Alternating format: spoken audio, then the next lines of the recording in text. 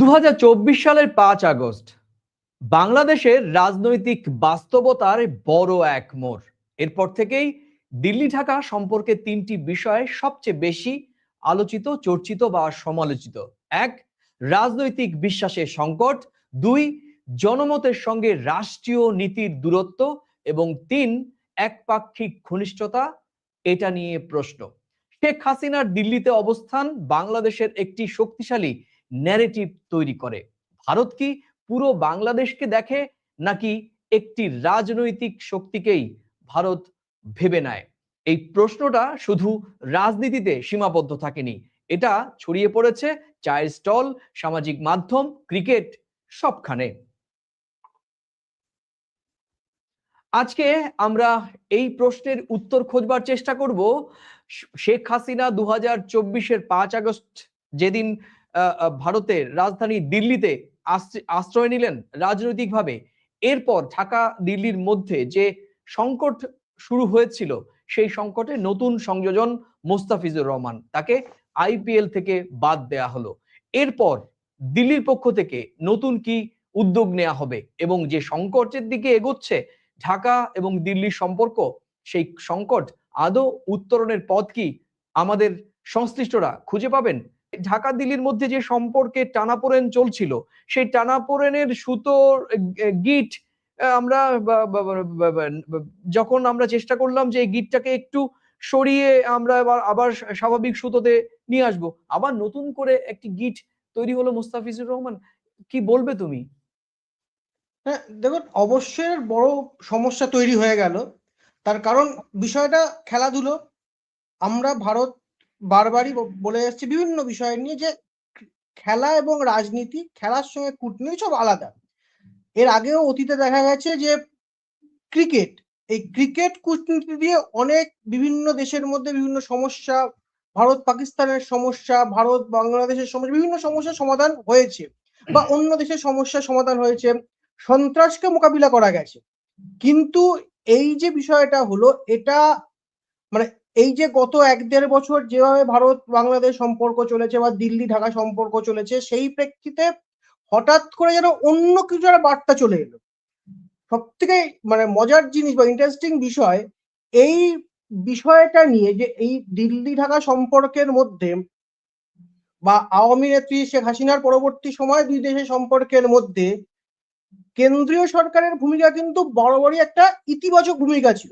তারা কাউকে বাধা দেয়নি, আবার কখনো কোনো উগ্রতাও দেখায়নি। সেখানে হট করে একজন বাংলাদেশি ক্রিকেটারকে এইভাবে আইপিএল থেকে সরিয়ে দেওয়া এবং বাংলাদেশের আবার একটা সিদ্ধান্ত যে ভারত আইপিএল সম্প্রচার হবে না, দুদেশের সম্পর্কটা কোথায় যেন আবার গিয়ে সেই কঠিন বা সেই জটিলের জায়গায় পৌঁছে গেল বলে মনে হচ্ছে। এবং সেটাই সব থেকে আশ্চর্য এই বিষয়টার সঙ্গে যতটা না মনে হয় কেন্দ্রীয় সরকার আছে, বেশি মনে হয় রয়েছে বিজেপি এবং সংঘের ভূমিকা।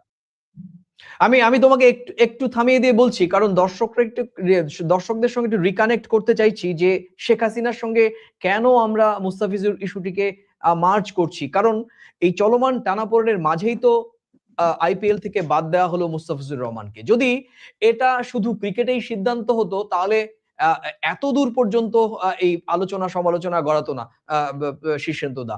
কিন্তু যখন জানা যায় যে বোর্ডে কোনো নির্দিষ্ট বৈঠকই হয়নি মুস্তাফিজুর রহমানকে বাদ দেওয়ার বিষয়ে, আইপিএল গভর্নিং কাউন্সিলও কিচ্ছু জানতো না, সিদ্ধান্ত এসেছে কোট আনকোট সর্বোচ্চ স্তর থেকে। আর তখন বাংলাদেশের মানুষের চোখে এটা আর ক্রিকেট থাকে না শীর্ষেন্দুদা, এটা থাকে কূটনৈতিক বড় বার্তা। কারা দিচ্ছে এই কূটনৈতিক বার্তা? কারণ বিষয়টি বাংলাদেশের সম্মানের প্রশ্ন, বিষয়টি বাংলাদেশের সার্বভৌম মর্যাদার প্রশ্ন। না, সর্বোচ্চ স্তরটা কোনটা এখন বড় প্রশ্ন। সর্বোচ্চ স্তরটা কোনটা, কে সর্বোচ্চ? যখন এই যে গন্ডগোল বা দু দেশের মধ্যে বারবার অভিযোগ উঠছে যে বাংলাদেশে নাকি হিন্দু নির্যাতন হচ্ছে, হিন্দুদের উপর মারধর করা হচ্ছে, খুন করা হচ্ছে, এই বিষয় বা শেখ হাসিনার পরবর্তী সময় দু দেশের মধ্যে এই বিষয়ের মধ্যে, এইগুলোর মধ্যে গত 1-1.5 বছরের সম্পর্কের মধ্যে এই বাংলাদেশি ক্রিকেটারকে বা মুস্তাফিজুর রহমানকে খেলানোর বিষয় বা আইপিএল বাংলাদেশিরা অংশগ্রহণ করবে কিনা, যে কয়েকটা নাম উঠে এসেছে বিরোধিতা হিসেবে, তার মধ্যে কিন্তু রয়েছে সংঘার নেতাদের নাম বা সংঘ ঘনিষ্ঠ নেতার নাম, বিজেপি নেতার নাম। যেমন আমরা বলতে পারি উত্তরপ্রদেশের বিজেপি নেতা সঙ্গীত সোমের নাম প্রথম থেকে বলে গেছে যে বাংলাদেশকে নেওয়া যাবে না। আবার আধ্যাত্মিক গুরু দেবকীনন্দন ঠাকুর প্রথম থেকে বলে গেছে যে বাংলাদেশি ক্রিকেটারদের নেওয়া যাবে না। কিন্তু এই বিষয়ে কিন্তু একবারও কেন্দ্রীয় সরকারের ভূমিকা নয়। এই লোকগুলো কি কেন্দ্রীয় সরকারের পরিচালনা করছে? এই লোকগুলো কি কেন্দ্রীয় সরকারের নীতি নির্ধারণ করছে? এই লোকগুলো কি কেন্দ্রের বা ক্রিকেটের নীতি নির্ধারণ করছে? এই প্রশ্ন কিন্তু উঠে আসছে, মানে কারা ঠিক করছেন? যেখানে ভারত বা কেন্দ্রীয় সরকারের বিদেশ মন্ত্রী গিয়ে ওই দেশের বর্তমান মানে ভাবি প্রধানমন্ত্রী বলা যায়, ওনার সঙ্গে দেখা করছেন, শোক বার্তা দিচ্ছেন, আমাদের প্রধানমন্ত্রী শোক বার্তা পাঠাচ্ছেন, ওদেশের অন্তর্বর্তীকালীন রাষ্ট্র প্রধানের সঙ্গে আমাদের প্রধানমন্ত্রী সাক্ষাৎ করছেন। সেখানে এরা কারা কোত্থেকে আসছে এবং কারা চাপ সৃষ্টি করছে, এটা মনে হয় বেশি গুরুত্বপূর্ণ হয়ে উঠছে। এ বিষয়ে কিন্তু শীর্ষেন্দুদা নীরবতার একটি বড় ভূমিকা, প্রশ্নের ভূমিকা তৈরি করেছে। দিল্লির নীরবতা অবশ্যই অবশ্যই এটা কি দিল্লির দুর্বলতা? তুমি যেটা বলছিলে যে এই পুরো ঘটনা প্রবাহে দিল্লির সবচেয়ে বড় সমস্যা হচ্ছে কি জানো শীর্ষেন্দুদা? স্পষ্ট ব্যাখ্যার অভাব, যেটি কিন্তু বাংলাদেশের মানুষ এবং আমরা যারা ক্রিকেটকে লালন করি, সাধারণ মানুষ, আমরা যারা ধর্মনিরপেক্ষ ভারতকে লালন করি, আমাদের মধ্যে সেই একটা ব্যাখ্যা কোথাও আমরা চাইছিলাম। ভারত আনুষ্ঠানিকভাবে খুব কম বলেছে, কিন্তু আন্তর্জাতিক রাজনীতিতে এই নীরবতাও এক ধরনের বার্তা। বাংলাদেশে সেই নীরবতার ব্যাখ্যা চাচ্ছে। ব্যাখ্যা হচ্ছে যে এর জন্য বাংলাদেশ উগ্র হয়ে উঠছে। এইটা কেন্দ্রীয় মানে একটা তো বলা হয়েই থাকে যে নীরবতা সম্মতির লক্ষণ। এবার এটা যদি মানে নীরব থেকে যে সম্মতি দিচ্ছে না, নীরব থেকে সম্মতি দিচ্ছে না, এই মানে শুধুমাত্র এইটাই ভরা কেন্দ্রীয় সরকার বা বর্তমান মোদী গভর্নমেন্টের সব থেকে বড় ব্যর্থতা, যেটা নিয়ে বিরোধীরা বারবার বলে থাকেন যে কোনো বিষয়ে কোনো স্ট্যান্ড ক্লিয়ার নেই। ভেনেজুয়েলা, ট্রাম্পের সঙ্গে গিয়ে মোদী বৈঠক করছেন, কোনো স্ট্যান্ড ক্লিয়ার নেই। ট্রাম্প হুমকি দিয়ে যাচ্ছেন মোদীকে, বিভিন্ন ভারতের তেলের দাম বাড়ানো হবে, শুল্ক চাপানো হবে, মোদীর ভূমিকা নেই, চুপ করে থাকা।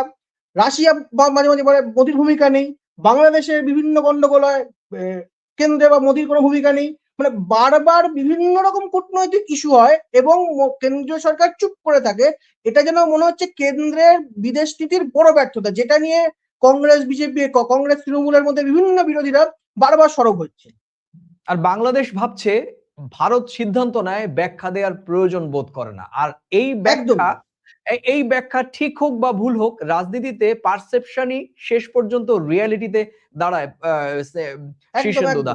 আর সামনে বাংলাদেশে নির্বাচন, এখানে পারসেপশন আরো ধারালো হয়ে উঠবে বলে আমরা প্রথম কলকাতার যারা আমাদের টিম, আমরা আশঙ্কা প্রকাশ করছি। তুমি জানো যে এই যে চলমান যে বিতর্ক, সেই বিতর্ক অর্থাৎ এই মুস্তাফিজুর রহমানকে নিয়ে বিতর্ক, এই বিতর্কে যখন বাংলাদেশের ক্রিকেট বোর্ড পুরো আইপিএল তারা খেলতে এবং টি-20 ম্যাচ খেলতে তারা অস্বীকৃতি জানায়, বলছে যে না, একজন ক্রিকেটারকে যখন ভারত সরকার নিরাপত্তা দিতে ব্যর্থ হয়েছে বা তারা নিরাপত্তার প্রশ্ন, যদিও তারা প্রকাশ্যে বলেনি, কিন্তু এটা তো আর জানার কোনো বিষয় নয়। এই বার্তা তো, কিছু বার্তা নীরবতাতে কিংবা ওই যে বিশেষ পরিস্থিতিতে বাদ দিতে হয়েছে। বিশেষ পরিস্থিতির কে ঠিক করতে গেছে? কে ঠিক করেছে? আমি বললাম এই খেলাটা আইপিএলটা যে কে ঠিক করতে গেছে? একটা ক্রিকেটার। এটা তো এক সময় কিন্তু ভারত পাকিস্তান সম্পর্কের মধ্যে বা ইসলামাবাদ দিল্লি সম্পর্কের মধ্যে পাকিস্তান ক্রিকেটার খেলতে এসেছিলেন। তারপরে জঙ্গি হামলা হয়েছে, আরো বড় কিছু ঘটেছে, তখন একটা কূটনৈতিক সিদ্ধান্ত হয়েছে এবং কেন্দ্রীয় সরকারের তরফ থেকে জানানো হয়েছে। এইখানে যখন থেকে আইপিএল নিলাম হলো, তারপর থেকে বোধহয় সম্ভবত, আমি খুব ভুল না বলে, সবথেকে মানে অন্যতম সবচেয়ে হাইস্ট পেড ক্রিকেটার ছিলেন উনি। একদমই 9 কোটি 20 লক্ষ টাকায় তাকে কেনা হয়েছিল অকশনে। হ্যাঁ, এবং এইটা হওয়ার পর থেকেই সংঘ ঘনিষ্ঠ কিছু বিজেপি নেতা এবং এই সকল আধ্যাত্মিক নেতা, কেউ কোথায় কিরকম হয় দেখা যায় জানি না, এরা বারবার করে কখনো শাহরুখ খানকে হুমকি দিচ্ছেন, কখনো আইপিএল কমিটিকে হুমকি দিচ্ছেন। মানে এদের ভূমিকাটা যেন দুই দেশের সম্পর্কটা আবার সেই কূটনীতি থেকে সরে গিয়ে ধর্ম নিয়ে মাতামাতি, যেটা নিয়ে হিন্দু মুসলিম গন্ডগোল, একই রকম ভাবে ধর্ম নিয়ে গন্ডগোল, এই করতে গিয়ে দুই দেশের মধ্যে আরো বিতর্কতা তৈরি হচ্ছে বারবার। দেখো, আইসিসি কিন্তু বিষয়টিকে খানিকটা নিউট্রালাইজেশন করার চেষ্টা করছে, কারণ বিষয়টি আলটিমেট আইসিসির কাছে, মানে গোলটা এখন, বলটা তার মাঠে, তার কাছেই রয়েছে। এখানে শোনা যাচ্ছে যে রয়েছে তো বলুক, রয়েছে মানে চুপ করে থাকার জন্য রয়েছে নাকি? রয়েছে তো এটা কিন্তু সমাধান করে। তুমি সর্বোচ্চ নীতি নির্ধারক, তো কে দেশের স্বরাষ্ট্রমন্ত্রীর ছেলে যুক্ত ওখানে, সবকিছু তার হাতে রয়েছে, কিসের জন্য বলছি না, নীরব থাকবে কেন? দেখো, এই যে শোনা যাচ্ছে আইসিসি বাংলাদেশ ক্রিকেট বোর্ডকে বোঝানোর চেষ্টা করছে যে ভারতে খেলতে আসুন, পরিস্থিতি নিয়ন্ত্রণে রয়েছে। কিন্তু বাংলাদেশ ক্রিকেট বোর্ড এই তাদের অবস্থানে অনড়, কারণ তারা বলছে যে এই বিষয়টি শুধু নিরাপত্তা নয়, এটা সম্মানের প্রশ্ন। আর এখানে আইসিসির অবশ্যই সীমাবদ্ধতা, কারণ তারা টুর্নামেন্ট বাঁচাতে চায় আর বাংলাদেশ তাদের নিজের দেশের মর্যাদা রক্ষায় মরিয়া। এটা খুবই সঙ্গতপূর্ণ বিষয়।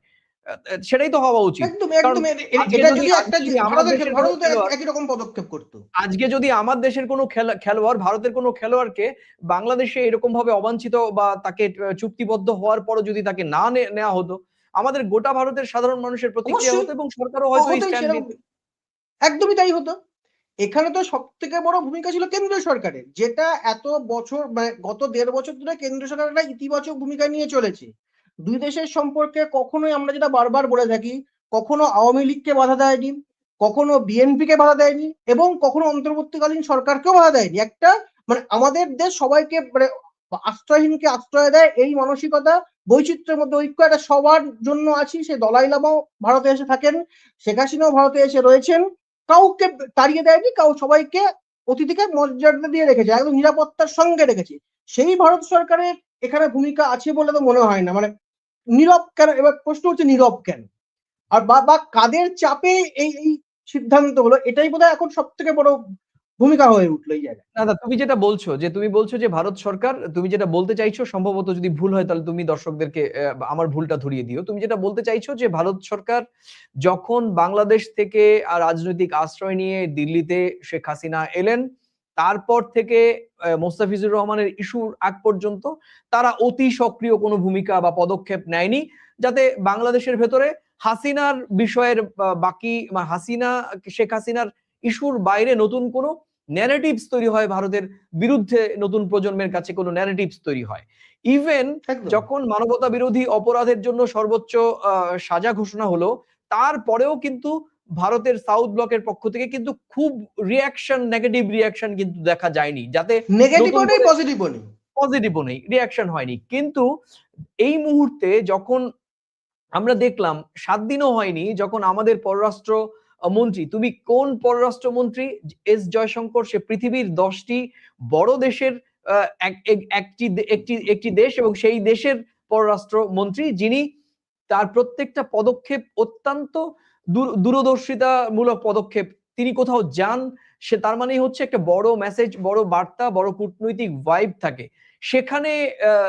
বাংলাদেশের প্রাক্তন প্রধানমন্ত্রী তার শেষকৃত্য অনুষ্ঠানে গেলেন এবং বিএনপির ভারপ্রাপ্ত চেয়ারপারসন তারেক রহমানের সঙ্গে কথা বললেন, এবং আমার যদি ভুল না হয়ে থাকে, প্রায় ৪০ মিনিটের মতো বৈঠক করলেন অন্তর্বর্তীকালীন সরকারের দুজন উপদেষ্টা খলিলুর রহমান আর আসিফ নজরুল সাহেবের সঙ্গে তার বৈঠক হলো, এবং তিনি যেভাবে গেলেন আবার মর্যাদা নিয়ে তিনি ফিরে এলেন, এবং এরপর বাংলাদেশের তরুণ সমাজের কাছে বা বাংলাদেশের অভ্যন্তরে একটা ভারতের যে বিরুদ্ধে একটা ভাইব চলছিল, অ্যান্টি ইন্ডিয়ান একটা ভাইব চলছিল, সেখান থেকে কিছুটা হলেও কিন্তু এস জয়শঙ্কর একটা পজিটিভ ভাইব নিয়ে আবার দিল্লিতে ফিরেছিলেন। কিন্তু দেখা গেল মোস্তাফিজুর রহমানের এই বাদ দেওয়ার পর আমরা আবার কি করলাম, সেই আগের ২০২৪-এর ৫ আগস্টের হাসিনা পরবর্তী অবস্থায় যেরকম ভাবে তীব্র ভারত বিরোধিতা ছিল বাংলাদেশের প্রত্যেকটা ঘরে ঘরে, তরুণ সমাজের কাছে, মিডিয়ার একটি বড় অংশের কাছে, কিংবা সুশীল সমাজের কাছে, সব মিলিয়ে সরকারের সঙ্গে, এখন দেখলাম ঠিক সেই আগের অবস্থানে আমরা ফিরে গেলাম। তাহলে আমরা পেলামটা কি? না, এখানে শুধুমাত্র উনি বৈঠক করলেন না, উনি কিন্তু ভারতে এসে ভারত বাংলাদেশ বা দিল্লি ঢাকা সম্পর্ক নিয়ে ইতিবাচক ব্যাখ্যা করলেন, যে এই সম্পর্ক এগিয়ে নিয়ে যেতে হবে। এবং বাংলাদেশের মাটিতে দাঁড়িয়ে পাকিস্তানের স্পিকারের সঙ্গে দেখা করলেন, হুম। ভারতে এসে পাকিস্তানের বিরুদ্ধে বা জঙ্গি সন্ত্রাসে মদদ দেওয়ার বিরুদ্ধে সোচ্চার প্রতিবাদ করলেন, এবং মানে একজন খারাপ প্রতিবেশী বলে খারাপ দেখে দিলেন প্রতিবেশী বলে, মানে একজন দৃঢ়চেতা বিদেশমন্ত্রী যা যা ভূমিকা হওয়া উচিত প্রতিটি ভূমিকা উনি পালন করলেন। মানে একদম যেটা ভারত যেভাবে যেভাবে ভারতকে দেখে অভ্যস্ত, অন্যায়ের বিরুদ্ধে সততার পক্ষে, সেইভাবে ভারত সন্ত্রাসবাদের বিরুদ্ধে, জঙ্গিবাদের সন্ত্রাসবাদের বিরুদ্ধে, বিরুদ্ধে। অন্যায়ের বিরুদ্ধে, সন্ত্রাসবাদের বিরুদ্ধে ভারত লড়াই করলো, প্রতিবাদ জানালো, এবং যে প্রতিবেশী ভারত বাংলাদেশের মতো প্রতিবেশীর পাশে দাঁড়ালো, একটা সম্পর্ক নতুনভাবে তৈরি হতে শুরু করলো। ঠিক সেই সময় এরকম একটা জিনিস ঘটে গেল। এটা জানি না এটা বিদেশমন্ত্রী বা বিদেশ নীতির ব্যর্থতা কিনা বা কেন্দ্রীয় সরকারের ব্যর্থতা কিনা, যে কিন্তু দিন শেষে যেমন সবার উপরে কেন্দ্রীয় সরকার, ব্যর্থতা তাকেই নিতে হবে। যদি এই দুই দেশের মধ্যে সম্পর্ক খারাপ হয়, ব্যর্থতা নিশ্চয়ই স্বাভাবিকভাবে কেন্দ্রের দিকেই বর্তাবে। দেখো, এখানে ভূ রাজনীতি এবং ধর্মীয় বিভাজনের একটি ছায়াও কিন্তু আমার মনে হয় যে কিছুটা পড়েছে, কারণ এই সংকট শুধু দ্বিপাক্ষিক নয়, এটার গভীর ভূ রাজনৈতিক দৃষ্টিভঙ্গিও আছে। দক্ষিণ এশিয়ায় চীন অপেক্ষায় পশ্চিমা শক্তি নজর রাখছে, আর ভারত নিজের প্রভাব ধরে রাখতে চাইছে, কিন্তু একই সঙ্গে বাড়ছে ধর্মীয় বিভাজনের আশঙ্কাও।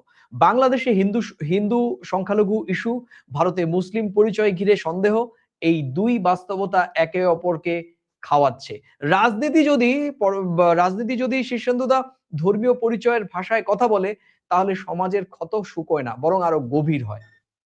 না, একই সঙ্গে আবার রাজনীতির মধ্যে যদি খেলা ঢুকে পড়ে, তাহলে কিন্তু দুই দেশের সম্পর্ক আরো খারাপ হয়।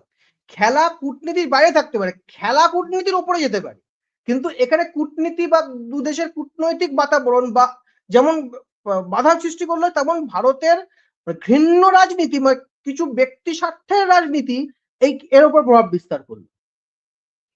একদমই তাই। দেখো, রাষ্ট্র বনাম মানুষ সম্পর্ক ঠিক কোথায় আটকে যাচ্ছে শীর্ষেন্দুদা? রাষ্ট্রের সম্পর্ক আর মানুষের সম্পর্ক কিন্তু এক নয়। ভারত বাংলাদেশের মানুষের সম্পর্ক এখনো জীবন্ত, কিন্তু রাষ্ট্রীয় সিদ্ধান্ত সেই সম্পর্কে বারবার অস্বস্তিতে ফেলছে। ক্রিকেট, সংস্কৃতি। আমি এই প্রসঙ্গে একটু তোমাকে একটু বাধা আটকাচ্ছি, মানে আমি একটা আমার নিজস্ব ব্যক্তিগত অভিজ্ঞতা শেয়ার করছি।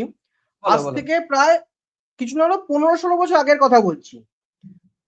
পাকিস্তান সফর, আমি পাকিস্তানে যাওয়া, তার কিছুদিন আগেই পাকিস্তানি আর্মির সঙ্গে ভারতীয় আর্মির গুলি বিনিময় হয়, কয়েকজন ভারতীয় সেনা জওয়ান মারা যায়, এখন তপ্ত পরিবেশ।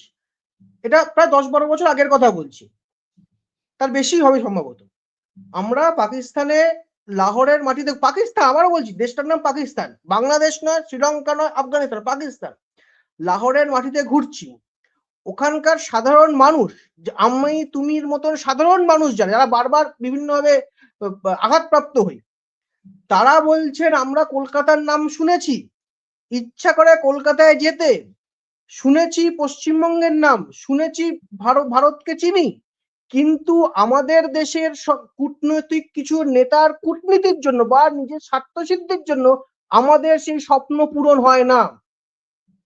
আবারও বলছি, যখন আমি লাহোরের আমাদের পূর্ব পরিচিত বা পরিচিত সাংবাদিকদের সঙ্গে ঘুরছি, বিভিন্ন বাজারে নিয়ে যাচ্ছেন, ওখানকার বাজার মানুষ, আরে আপনারা কলকাতা থেকে এসছেন, আসুন আসুন আসুন করে ওদের আতিথেয়তা এগিয়ে নিয়ে যাচ্ছেন, দেখাচ্ছেন, ঘোরাচ্ছেন, উপহার দিচ্ছেন। মানে সাধারণ মানুষ কিন্তু এরকম চায় না, বাংলাদেশের সাধারণ মানুষ এরকম চান না, পাকিস্তানের সাধারণ মানুষ এরকম চান না, ভারতের সাধারণ মানুষ এরকম চান না, কিন্তু কিছু মানুষ নিজেদের রাজনৈতিক স্বার্থে, ধর্মীয় স্বার্থে এই মানুষগুলোকে ওপর বলি সৃষ্টি করেন এবং দুই দেশের সম্পর্ক এইভাবে ক্ষতিগ্রস্ত।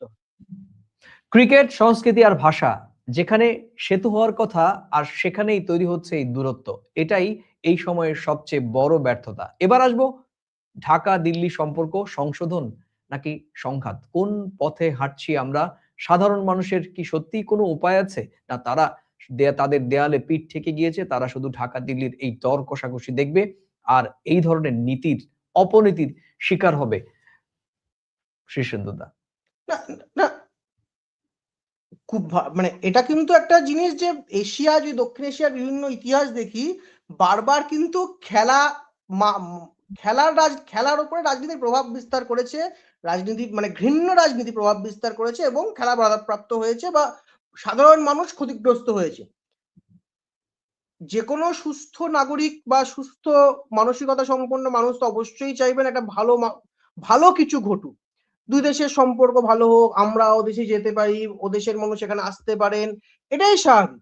আমরা এই কথাগুলো বলি বলে আমি তুমি আলোচনা করি বলে, আমরা প্রথম কলকাতার দর্শকদের এই কথাগুলো বলি বলে কিছু সকল্ড যারা আপত্তিজনক কথাবার্তা বলে উস্কানিমূলক কাজকর্ম করে থাকেন, করুন, তাদের ব্যক্তিগত ব্যাপার।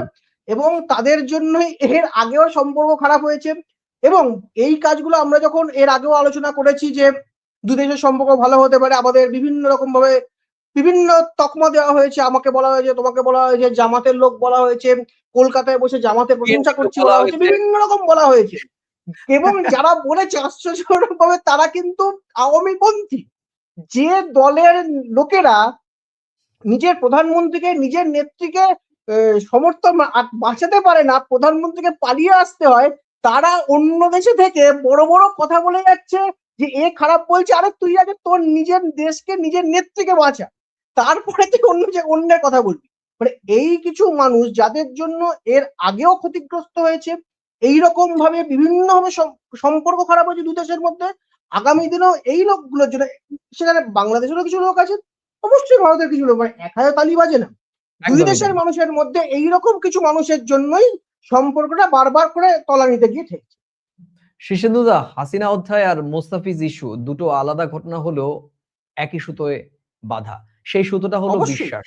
2024-এর 5 আগস্টের পর বাংলাদেশে এক নতুন মানসিক বাস্তবতা তৈরি হয়েছে, যেখানে সম্মান, স্বর আর সার্বভৌমত্বের অনুভূতি আর অপেক্ষা করার জায়গা নেই তাদের হাতে। অন্যদিকে দিল্লিও নিজের জায়গা থেকে দেখছে স্থিতিশীলতা, নিরাপত্তা আর আঞ্চলিক প্রভাব। সমস্যা এখানেই, দুই পক্ষের প্রয়োজন আছে, কিন্তু শোনার জায়গাটা ক্রমশ সংকুচিত হচ্ছে।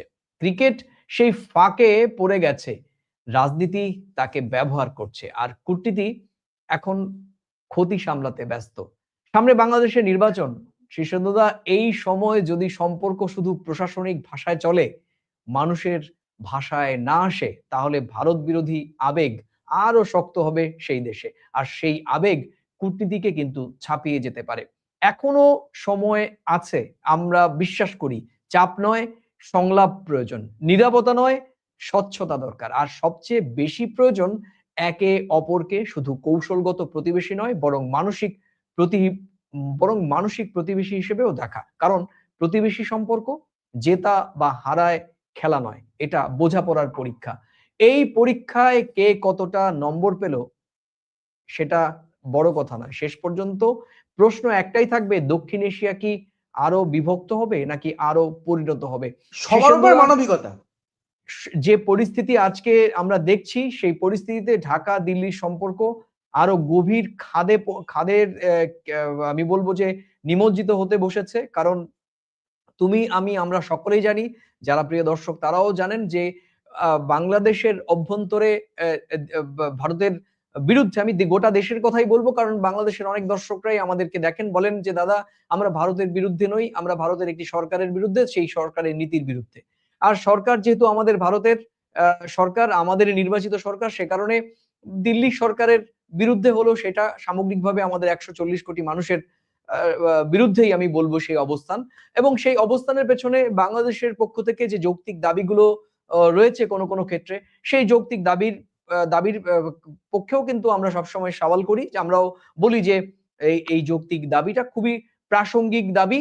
ঢাকা দিল্লি বসে এই প্রাসঙ্গিক দাবিগুলো মিটিয়ে ফেলুক। এবং যেখানে একটি প্রক্রিয়া চলছিল শীর্ষেন্দুদা, সেখানে এই মোস্তাফিজুর রহমানকে বাদ দেওয়ার পর এই গোটা প্রক্রিয়াটা কার্যত একটি, মানে কি বলবো, জলে ফেলে দেওয়ার মতো অবস্থা হলো। তুমি আমরা লাইভের অনেকটাই সময় এসেছি, তুমি শেষ করব। তুমি যদি আমাদের প্রথম কলকাতার দর্শকদের, যারা এই আমাদের এই বাংলায় বা যারা আমাদের প্রতিবেশী ওই বাংলায় দেখছে, বা বিশ্বের বিভিন্ন জায়গায় ছড়িয়ে ছিটিয়ে থাকা প্রথম কলকাতার দর্শক, তাদের জন্য তুমি তোমার একেবারে শেষ লাইনে অবজারভেশন বলো। দেখো, অবজারভেশন বলতে একটা জিনিস আমাদের ভাবতে হবে যে ভারত সরকার নিশ্চয়ই এতদিন ধরে ইতিবাচক পদক্ষেপ করে আসছিল, দুই দেশের সম্পর্ক ঠিক রাখার কথা বলেছিল, এবং বারবারই একটা কথা বলেছিল যে যেন সুষ্ঠু স্বাধীনভাবে বাংলাদেশের নির্বাচন হয়। এর বেশি কিন্তু কোনো বিষয় হস্তক্ষেপ ছিল না। হঠাৎ করে এরকম একটা এলো, কেন এলো আমরা কেউ জানি না। গত 1.5 বছরের মধ্যে এরকম এই প্রথম সিদ্ধান্ত, যখন পরিস্থিতি স্বাভাবিক হচ্ছে, এর মানে এর আগে তো অনেক কিছু ঘটেছে, তখন তো কিছু হয়নি। এখন হঠাৎ করে কেন এলো? কেন্দ্র কি বলতে চাইছে? কেন্দ্রীয় সরকারের যারা কূটনৈতিক বিশেষজ্ঞ রয়েছেন তারা ভালো বলতে পারবেন। ইতিবাচক পদক্ষেপ তো অবশ্যই বারবার ভারত সরকার দেখিয়েছে। বাংলাদেশ সরকার থেকেও দেখানো হয়েছিল। না হলে তো যখন বেগম খালেদা জিয়া মারা গেলেন সেখানে আমাদের প্রতিনিধি যেতেন না, বিদেশ মন্ত্রী স্বয়ং গেছেন। এত কিছু ভালোর মধ্যে দুই দেশের সম্পর্ক নতুনভাবে তৈরি হচ্ছিল, সেই জায়গায় এরকম কেন ঘটলো? একটাই আমরা সাধারণ মানুষ হিসেবে আশা করতে পারি যে এই সমস্যাটা বারবার এসছে, খেলার মাঠে বারবার কূটনীতি রাজনীতি ঢুকে পড়েছে, বারবার বঞ্চনা বা বিভিন্নভাবে বিভিন্ন সমস্যা তৈরি হয়েছে। আশা করা যায় আগামী দিন খুব শীঘ্রই এই সমস্যা মিটে যাবে, এই বিতর্ক মিটে যাবে এবং এই দুই দেশের মধ্যে যে সম্পর্ক সেটা ভালো হবে। এই আশা ছাড়া তো আমরা কিছু করতে পারি না। সাধারণ মানুষ, আমাদের হাতে কোনো ক্ষমতাও নেই, আমাদের হাতে কিছুই নেই। শুধু আমাদের এই চ্যানেল, এই ইউটিউব, এই কাগজ, এই লেখালেখি এটুকুই আছে। কেউ কারোর ভালো লাগবে, কারোর খারাপ লাগবে, তারা গালাগালি দেবেন, যাদের ভালো লাগবেন তারা বলবেন। আমরা আমাদের কাজটুকু, যেটা স্বাধীন দুই দেশের মানুষের ভালো থাকেন, আমরা প্রথম কলকাতার মাধ্যমে সেটুকু, যেটুকু আমাদের সীমিত ক্ষমতা, যাতে ভালো থাকেন, কোনো স্বার্থ ছাড়া দুই দেশের সম্পর্ক ভালো হোক, দুই দেশের মানুষ ভালো চান, ভালো থাকুন, আমরা ও দেশে যাই, ওই দেশের মানুষ এদেশে আসুন। এই ভালো নিয়ে, এই ইতিবাচক মানসিকতা নিয়ে এগোতে পারি, ভাবতে পারি। এখন যা হবে দুদেশের কূটনীতি যা সিদ্ধান্ত নেবেন মেনে নিতে হবে, যা হবে যেদিকে চলে। তোমাকে অনেক ধন্যবাদ শীর্ষেন্দুদা, শীর্ষেন্দু চক্রবর্তী, কলকাতার একটি বড় বাংলা দৈনিকের শীর্ষ পদে রয়েছেন। শীর্ষেন্দুদা, শেষ করব, কিন্তু প্রিয় দর্শক আপনারা জানেন যে 2024-এর 5 আগস্টের পর থেকেই যে চলমান ঢাকা দিল্লি যে সম্পর্কের শীতলতা, সেই শীতলতা প্রায় জমাট বেড়ে একটা বরফের চাই হতে শুরু করেছিল। আর সেখানেই অনেকটা আমরা বলবো যে উষ্ণ হাওয়া হয়ে আমাদের বিদেশ মন্ত্রী এস জয়শঙ্কর ঢাকার মাটি ছুঁয়েছিলেন এবং তারপর একটা ইতিবাচক আমরা দেখেছি একটা আবহাওয়া তৈরি হচ্ছিল। তারপর যেটা হলো, যেটা আমাদের চোখের সামনে হলো, সেটা মুস্তাফিজুর রহমানকে বাদ দেওয়ার পর আমার বিশ্বাস যে এই মুস্তাফিজুর রহমানকে বাদ দেওয়ার ঘটনায় বাংলাদেশের কোটি কোটি মানুষ, ২০ কোটি মানুষের সঙ্গে আমাদের ভারতের যারা নির্লিপ্ত ক্রিকেট প্রেমী, যারা খেলা প্রেমী, সাধারণ মানুষ যারা রাজনৈতিক নয় এবং ছয় বোঝেন না, তারাও সমানভাবে আহত হয়েছে এবং অসম্মানিত হয়েছে। সবার প্রতি আমার গভীর কৃতজ্ঞতা এবং সবাইকে ধন্যবাদ। তারা অনেকটা সময় জুড়ে আমাদের এই আলোচনা বিশ্লেষণ শুনেছেন। এই আলোচনা বিশ্লেষণের কোন অংশের সঙ্গে আপনারা সহমত কিংবা ক্ষুদ্রাংশ বা বৃহদাংশ যেখানেই আপনারা সহমত বা ভিন্নমত থাকতে পারেন, তারা প্রতিদিনকার মতো আপনারা সেই মন্তব্য, আমাদের যে মন্তব্যের কলাম সেখানে লিখে জানাতে পারেন। আর ভিডিওটি ভালো লাগলে ভিডিওটি শেয়ার করতে পারেন। আজকে চ্যানেলে নতুন এলে পুরনো ভিডিও দেখে যদি চ্যানেলটি ভালো মনে হয় তবে চ্যানেলটি সাবস্ক্রাইব করতে পারেন। আমরা প্রতিদিন প্রথমে ইউটিউব এবং পরে আমাদের ভিডিও ফেসবুকে আপলোড করি। দেখার আমন্ত্রণ রইল। আজ এই পর্যন্তই। আবার দেখা হবে প্রাসঙ্গিক প্রসঙ্গের লাইভে কোনো বিশেষ বিষয় নিয়ে। ততক্ষণ ভালো থাকুন, সুস্থ থাকুন, সবাই নিরাপদে